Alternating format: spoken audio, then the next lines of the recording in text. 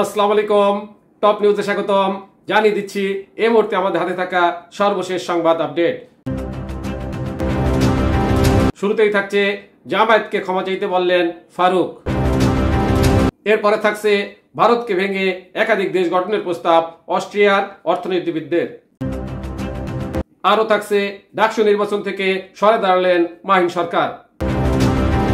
সর্বশেষে থাকছে মার্কিন যুক্তরাষ্ট্র থেকে দেশে ফিরলেন আরও 30 বাংলাদেশি। এতক্ষণ শুনলেন আপডেট সংবাদগুলোর শিরোনাম, এবারে বিস্তারিত।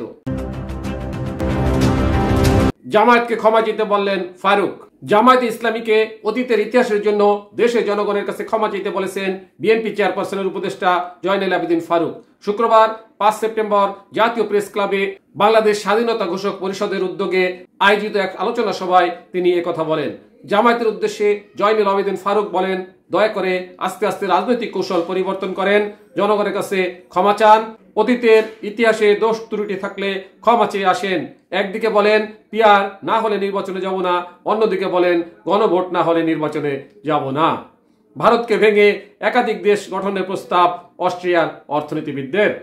অস্ট্রিয়ার অর্থনীতিবিদ ও কূটনৈতিক গুন্থার ফেলিঙ্গার ধর্ম, জাতি ও ভাষার ভিত্তিতে ভারতকে একাধিক ছোট ছোট দেশে বিভক্ত করার প্রস্তাব দিয়েছেন। ফেলিঙ্গার সামাজিক যোগাযোগ মাধ্যম এক্স, সাবেক টুইটার এ এই পরিকল্পনার একটি মানচিত্র প্রকাশ করে এর নাম দিয়েছেন এক্স ইন্ডিয়া। এই মন্তব্য ভারতের অভ্যন্তরীণ বিষয় অযাচিত হস্তক্ষেপ হিসেবে তীব্র প্রতিক্রিয়া সৃষ্টি করেছে।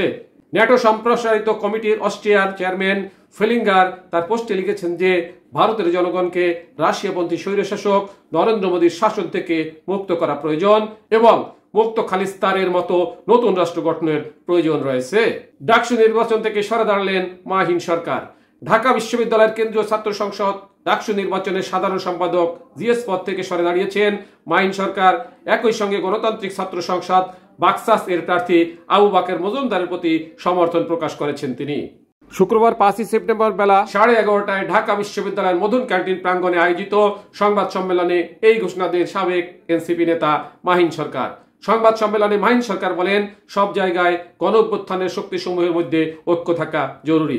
তাই মনে করি অভ্যুত্থানের প্রথম সারির কেউ যদি ডাকসুতে নির্বাচিত হন তাহলে তিনি অন্য যে কারোর চেয়ে বেশি দায়িত্বশীল থাকবেন।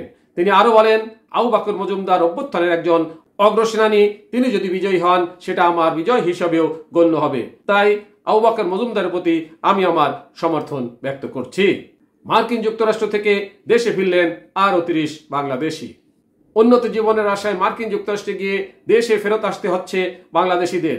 অবৈধভাবে অবস্থানের অভিযোগে দেশটি থেকে এ দফায় 30 বাংলাদেশিকে ফেরত পাঠিয়েছে ট্রাম্প প্রশাসন। বৃহস্পতিবার 4 সেপ্টেম্বর রাত 11:30টার দিকে হযরত শাহজালাল আন্তর্জাতিক বিমানবন্দরে তাদের বহনকারী ফ্লাইট অবতরণ করে। জানা যায় ফেরত আসা অভিবাসীদের মধ্যে 29 জন পুরুষ ও 1 জন নারী রয়েছেন। দেশে ফেরত আসাদের কেউই গণমাধ্যমের সঙ্গে কথা বলেননি। টপ নিউজ এখনকার মতো শেষ করছি। আল্লাহ হাফেজ।